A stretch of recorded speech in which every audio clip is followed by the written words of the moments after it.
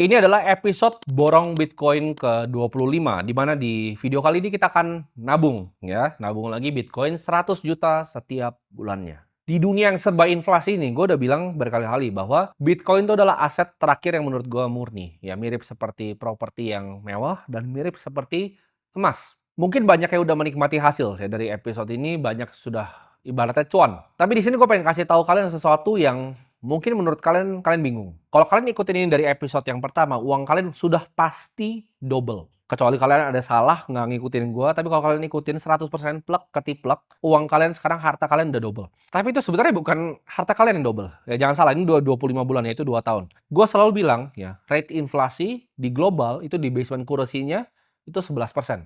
3% tuh inflasi realnya dan 8% tuh uang yang dicetak. Jadi emerging market itu bisa lebih, bisa 15%, 17%, sampai 20%. Jadi kalau lu ngerasa uang lu double, itu bukan uang lu yang double. Tapi lu berhasil membekukan, gue sebutnya, economic value lu ke 2 tahun ke depan. Jadi uang kan adalah konsepnya energi. Energinya ini kita bekuin. Dengan lu beli Bitcoin, energinya kita bekuin, kita pindahkan 2 tahun ke depan. Tapi ini adalah energi yang sama sebenarnya, sama yang lu bisa lakukan dulu. Jadi ini trik sulapnya. Bukan semua orang yang ikutin gua itu yang tambah kaya, tapi semua orang yang nggak ikutin mulut gua itu yang tambah miskin. Semua orang ya di dunia ini yang nggak ikutin borong Bitcoin, gua nggak ngomong di negara ini, tapi di dunia ini yang nggak ikutin borong Bitcoin gua, itu economic value-nya tergerus. Mau lu di Argentina, mau lu di Turki, mau lu di Nigeria, mau lu di Indonesia, mau lu di Thailand. Doesn't matter, semuanya kalian itu tergerus bareng-bareng. Kalian mungkin lihat selama 4 tahun sampai 5 tahun terakhir, emas itu dalam 2 tahun terakhir itu mengalami kenaikan yang signifikan. Itu juga sama, ya. Emas itu formatnya mirip seperti Bitcoin. Uang yang murni, tapi emas inflasi 2%, ya.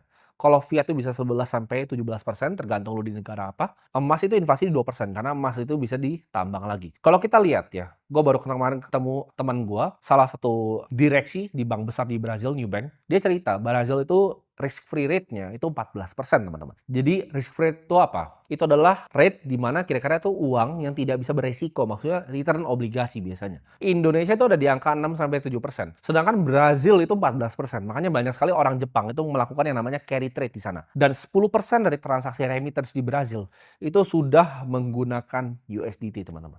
Jadi Brazil ini sudah ibaratnya negara kripto. Karena risk free rate dari negaranya 14%. Nah pertanyaannya, gimana lu semua yang belum kenal gua ya 2 tahun yang lalu? Jawabannya sama, ya Bitcoin ini bukan masalah dia naik turun atau volatil. Satu Bitcoin itu akan selalu nilai satu Bitcoin. Ya. Bitcoin kemananya yang dia naik turun? Misalnya Bitcoin ke rupiah 1,8 miliar. Gue ceritain dari 300 juta, tapi satu Bitcoin itu tetap satu Bitcoin buat gue. Misalnya gue punya 100 Bitcoin. Itu akan tetap nilai 100 Bitcoin untuk gue pribadi. Mungkin kalian kalau udah ngikutin